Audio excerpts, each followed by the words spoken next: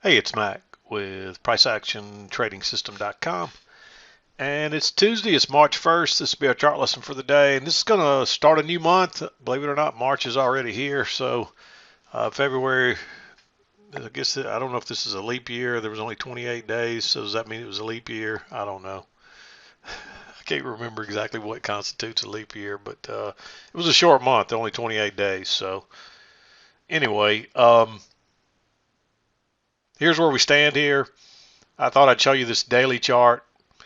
We're still just making inside bars. We did make a higher high and a higher low, but that's still most of the trading inside this original large bar here. This did turn down off what looks like right at the midline, uh, but we closed well off our lows, so we couldn't even get back down and test that support yet. Does this look like a market that's about to go higher? No. But does it look like a market that's definitely going lower? No to that as well. I mean, we could continue to trend on down and retest these lows and reach that measured move, or even go further for that matter. We could do this measured move based on this starting up here as well. So if we continue to go lower and overshoot that original measured move here, that's what I'd be looking for. I'd go to the next target and consider this was all one leg, and maybe we're going even lower. At this point, I would say we're going sideways. Just nothing much has changed. The market doesn't really want to sell off any lower, but the buying's not coming in yet either. So I mean, there was some heavy buying here, but not enough to push it on higher. So we will just have to see what happens. There's not a lot of clues here to say that we're going higher. This market could still go either way, basically, is what I'm saying. So at this point, I'm leaning towards more downside, but until we close below that support and it acts as a resistance, um, I'm not ready to say this market's headed extremely low or anything like that, or we're headed for a bear market yet. I could see why we could.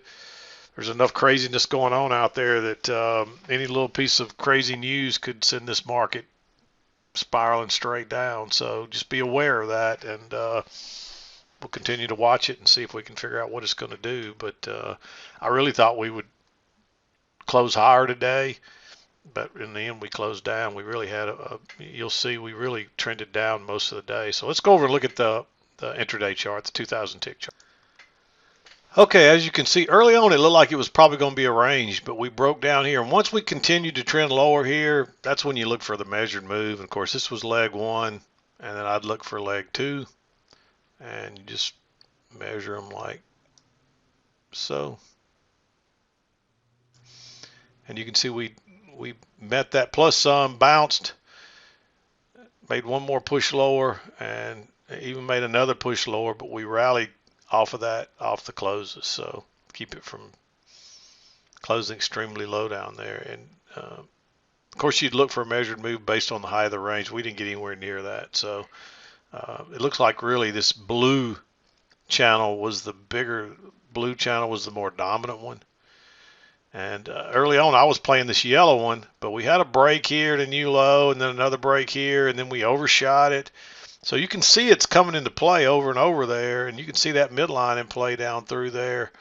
But it was not controlling the price action really. This bigger blue one turns out to be the one, and I didn't really notice. I didn't catch that personally until once we broke lower here and then still started to trend way down here and then overshot this. You had to say something else is going on, because I couldn't expand this and make it fit properly. I mean, you drag it down there, yeah, maybe it fits. Maybe that was the midline.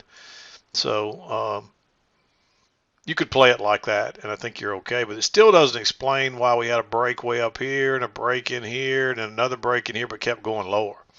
And the problem was there's the bigger blue trend line up here that's really taken over. And even though this was not the main play, it was still affecting the price action. That's the way I see it anyway. So, um, and again, I really thought we might bounce and try to make a test these highs again today, but this market was just too weak. And I mean, this right here was the tail sign.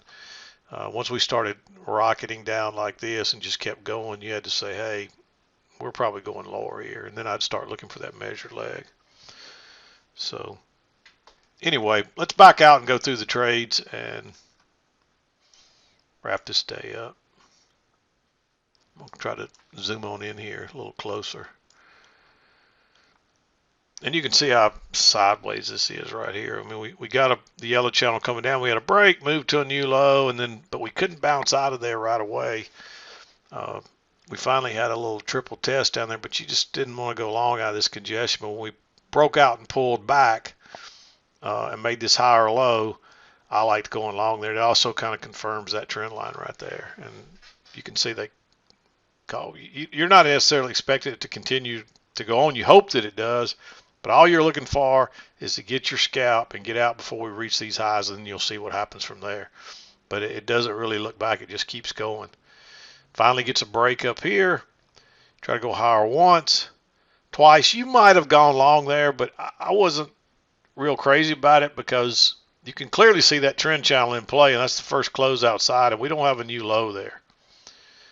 At this point, we definitely wouldn't even have that'd be the first close outside. And you can see I tried to make a new low. It would have ended up working, but I would have expected prices to make a new low. They do end up making a new low, but they have to go a little higher first. And then it kind of takes on back off to the upside. So I just don't like that trade. I mean, you could argue for it to be green. It is a second entry with the trend to key entry point, but you can clearly call that congestion.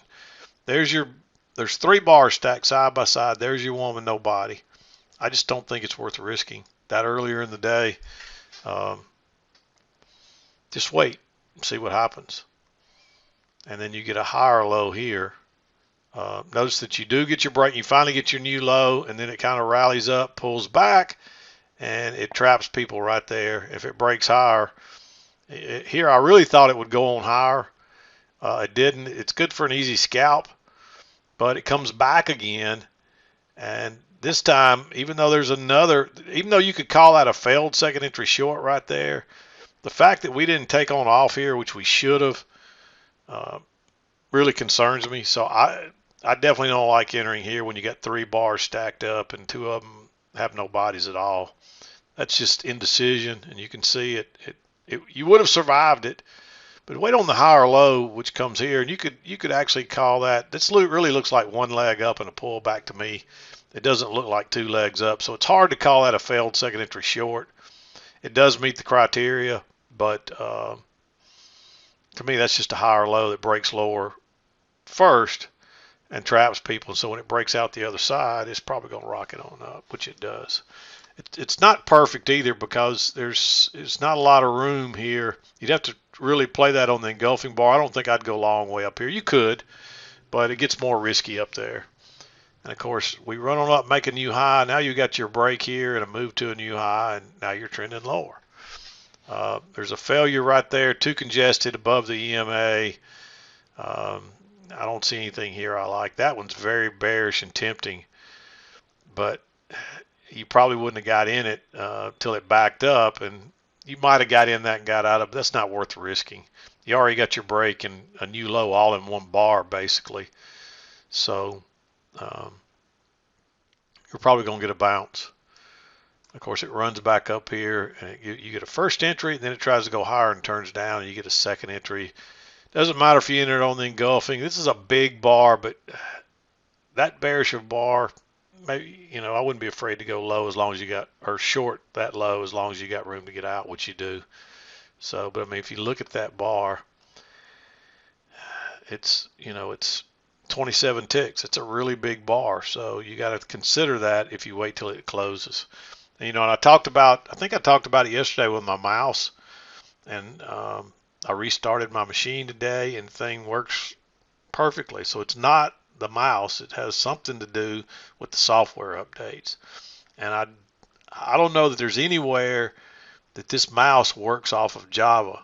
And very few things, as far, I'm not a computer expert by any means, but the way I understand it, very few things use Java anymore. But for some reason, my mouse must be affected by Java, because all of a sudden it popped up that I needed a Java update, and I updated that and restarted my machine, and this mouse works perfectly now. So all along it wasn't the mouse. It seems to do it every time we have a software update. So I don't know, but just in case you're running into something like that, it had something to do with Java, and I don't know what. Maybe it was just interfering with the driver in this mouse that works this. This is a wireless mouse, so it does have a driver and Bluetooth. So somehow it was affecting something there. But anyway, I didn't mean to get off on that, but just in case you're running into that trouble. But this turns out to be a great trade. It runs on down. You get a new low. So now we could go higher. And even this move down has a break and a new low and reverses. And there's actually a failed second entry short there. It's on the wrong side. I mean, it's tempting. You could go long right there, and you could look at this as a higher low, but that's too bearish. But this is a trade right here. It breaks lower and turns up. It really, you could call that congestion or sideways, a little range. And as long as you had enough room to get out back to here, you could trade that if you wanted. In fact, I would probably expect it to at least go to the EMA, which it does. It actually goes a little higher and then backs up. So that's a possibility. Just make sure you got room to get out. I'd want to get out before here. Definitely before here, because you still get up there that height. So that would probably be my cutoff, but you wouldn't be out of the, you know, I wouldn't say you were wrong to consider getting out before this resistance level right here. And of course it does run higher and then turns down. You don't really get a chance to enter this. Lower high way down here, don't enter that. And then it runs back, and now you get a reversal that sets up properly. Look how this pushed through the EMA, tried to go higher, then comes back. It basically makes a double top there and a failed second entry long, and that's a really nice bearish bar right at the EMA. That's what you're looking for. Unfortunately, you don't get a runner out of that one. Actually, I take that back. If you played this just right, you might have got a runner, but it probably gets your stop right here, depending on if you're playing break even +1. So drops on down. Find support. Now you got a break of this channel and a new low, and now it's going the other way. So now we got a channel running up here. I don't see any longs I like in here. And in fact, I like going short right there. Just because it's off the key entry point, it's such a huge bearish bar, and it's so far away from the EMA. There's a lower high here. And again, there's not a lot of room in there, but if there's enough to get to scalp out, you might take that. And you can see there's actually 7 ticks there, which is enough. So, and you probably could have got in on a limit order on top of that. So maybe you take this trade. When it breaks higher and turns down, you take it on the engulfing bar 1 tick below that, or maybe you let it break lower and drop a limit order in and then see if you can get in it. But it does come back and makes a failed second entry long, and same thing here. If you got room to get out there, take that trade. And you may take it anyway just because it's a long trap and it's probably going to shoot down real quick. And then you get a first entry, second entry, and again, it's right off that key entry point, and you're looking for prices to make a new low here. Not the best signal bar. It's above the EMA. It looks a little congested. I didn't mark it. But then you get the reversal here that sets up. I mean, that's what a good reversal looks like. It shoots through the EMA, pulls back, tries to go lower, second time fails and pulls back. And now you got a failed second entry long and a nice signal bar off a key entry point with a nice bearish signal bar. Boom, look at it go. Then it runs up, you get a first entry and then a second entry, but your signal bar is no good. You might say, hey, that looks like a failure, but that looks like a double top, so a first entry. Plus, you don't want to go short right there at the lows. And you can see why you find that resistance. It bounces. And you can tell now we're just kind of in this little range here. We're chopping along. Don't enter in that stuff. And then finally, you get a triple test. And notice how the yellow trend line still holding there. I like going short right there just because of the triple test. We made the high. We test it once. We test it twice. And you got a nice signal bar.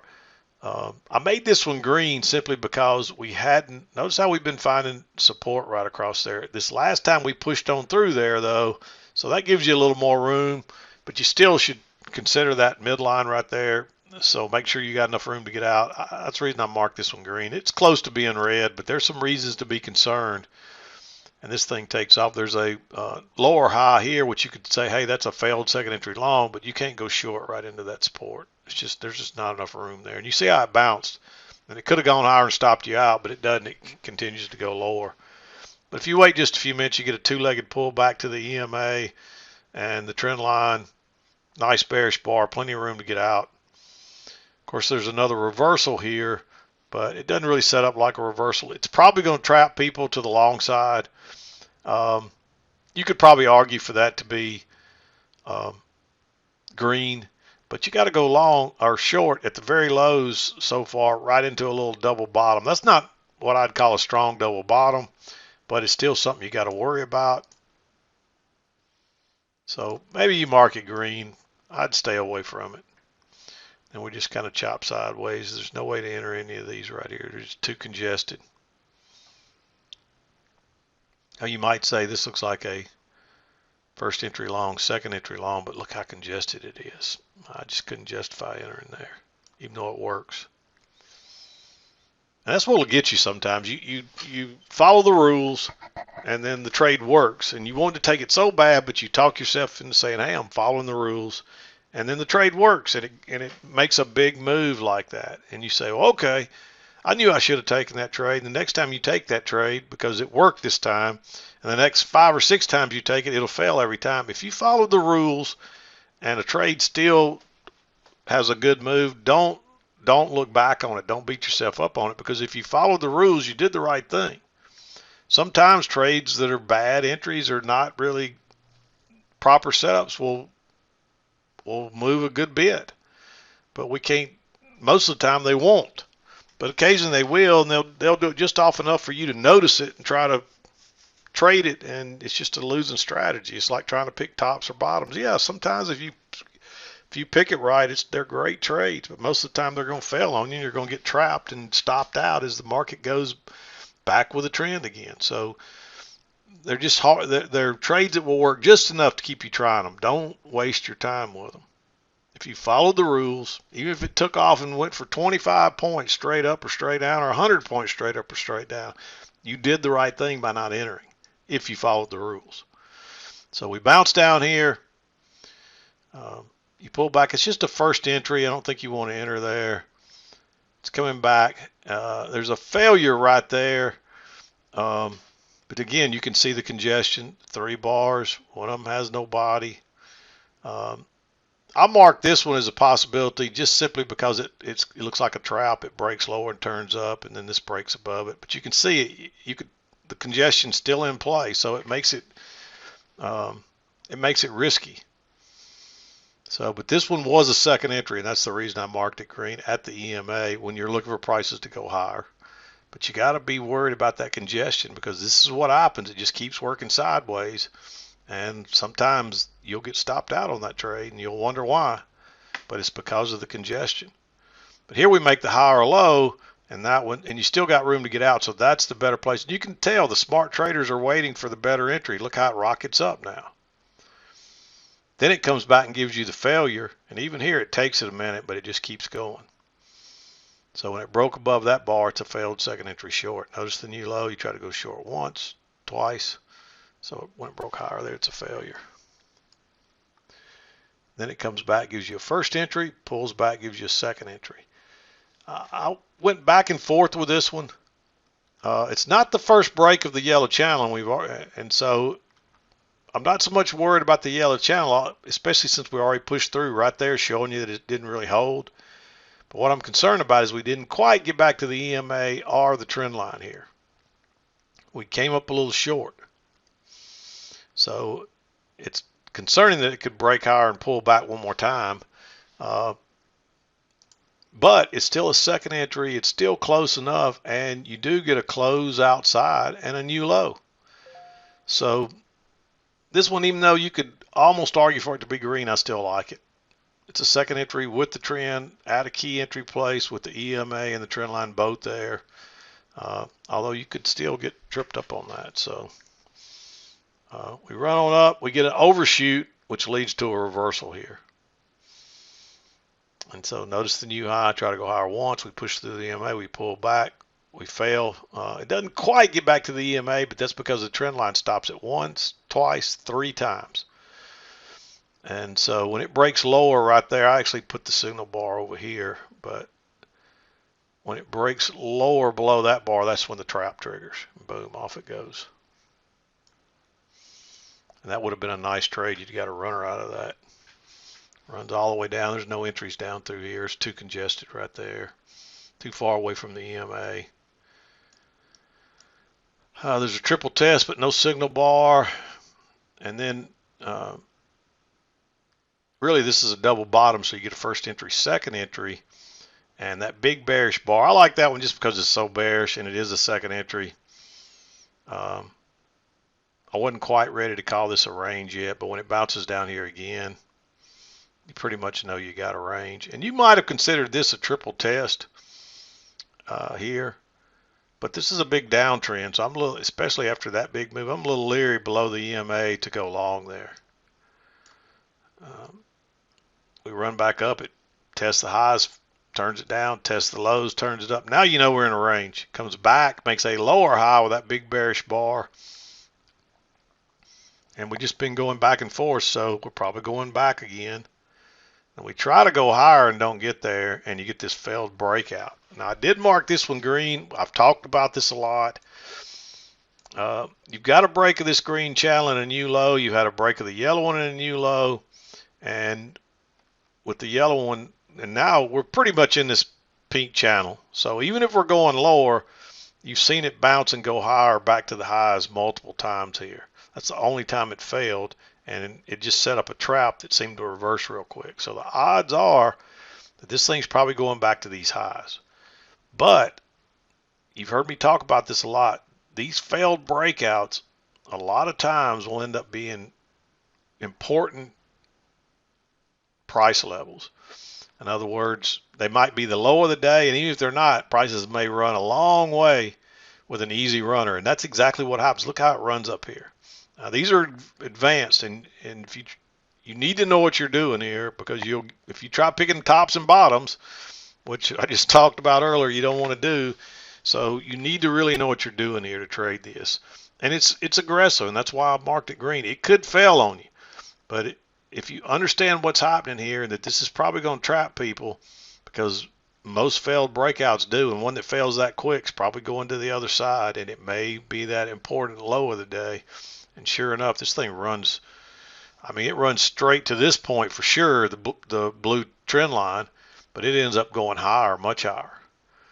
So, you know, if you only got to where the channel was, and when it broke lower, you still made 16 points. One contract made you 812 points. This is where the volatility really pays off, and this is where you can make up for a lot of losses when you start catching a couple of runners like that. And it's been easy to catch 4 and 5 point runners fairly consistently, and every now and then you get these 8 or 10 or 15 or 20 point ones, depending on how much risk you want to take with your runner. But try to catch these because they change your math dramatically and to the good. This is we run on up, too congested. There is a second entry long there. Notice that first entry, second, but look at that. That's just pure. All you're asking to do is get trapped there. We're not back to the EMA. You've been away from it since we shot through it way down here, and this is what happens. It comes back. And you might have looked at this as a failure. It does break higher right there, but this just looks like congestion, so it looks like one leg down, so we're likely to get another, but that might be another reason to take that failure because you're thinking you may get another leg down. So I would be more apt to call that a trap than a failed second entry long. And so you may want to take that trade, but we're still looking for a new high. And look, after it sells off down here, what happens? They trap everybody and it runs higher. And notice you get a close outside and a move to a new low. And then you make a higher low right here. Now, you might have traded that back to the EMA. I don't think I'd wait and go long right here, but you might trade that back to the EMA because you're looking for prices to make a new high, and that's a higher low way away from the EMA. So it's another one. It's a little aggressive. But if you catch that, once again, you know, you catch that and you run up, just say you just moved your stop below the, actually if you'd done that, you'd have got stopped there. Still 9 points, but if you could rode it all the way up until you got a close outside the trend line and then the first break, well, there's 20 points. That's what I was just telling you about. And you can see that trend working up there, and that's the first close outside. And so the first bar that broke below that, even if you called it right there, yeah, that would have been it. You still make 18, almost 19 points on one runner. And if you've got a couple of runners going, now you're talking.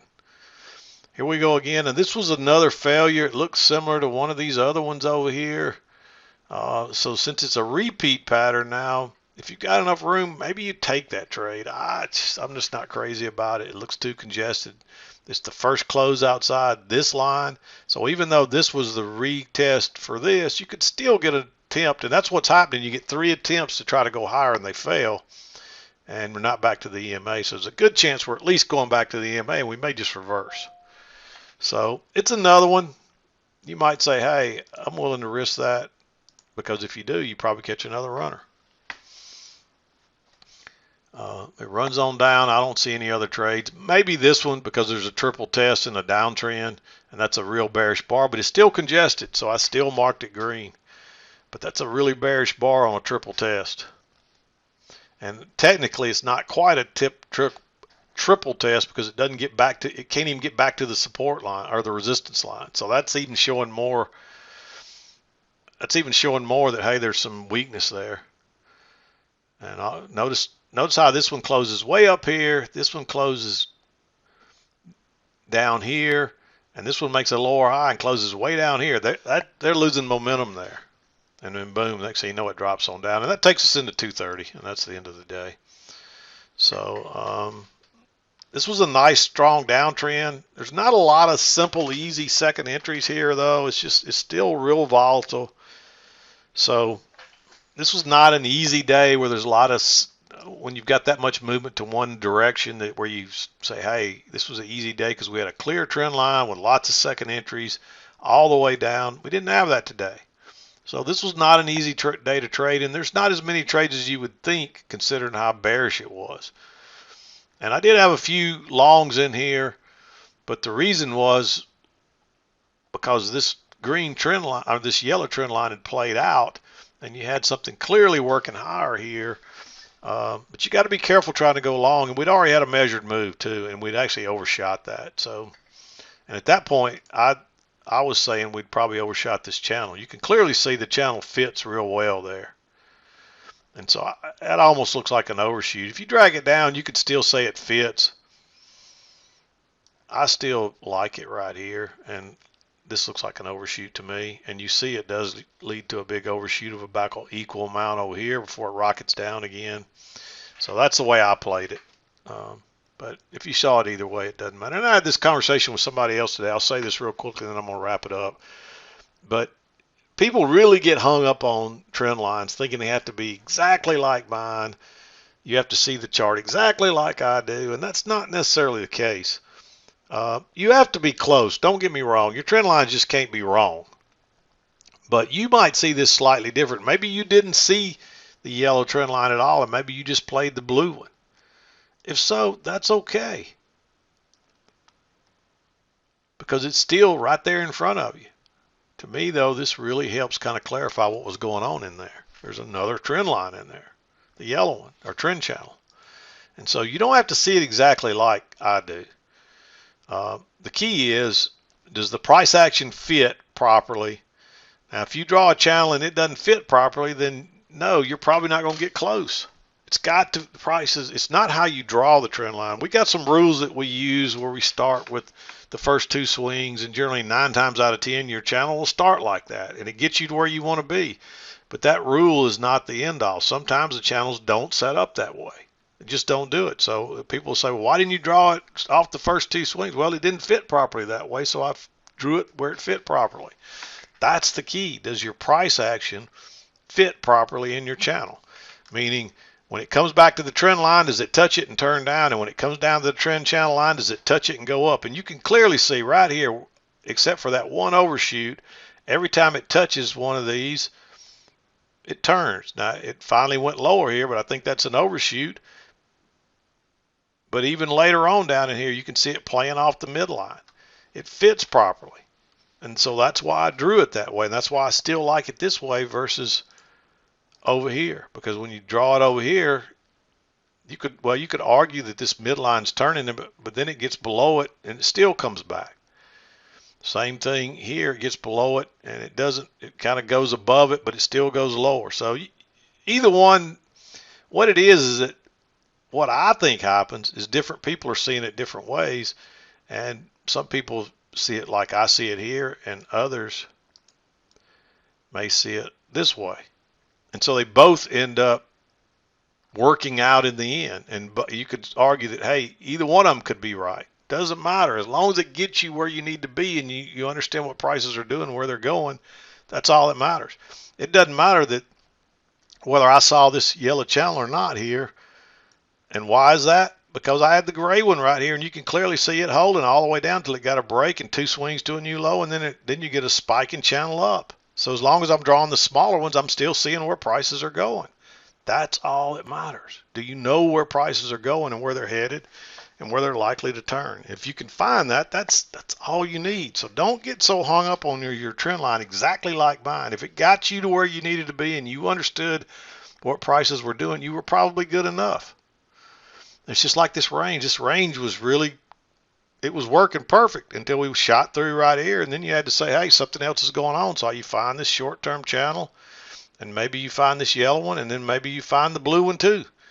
But the only one you really had to have was this short-term with gray one right here that shows you what prices are doing. And if you zoom in, oops, didn't mean to do that.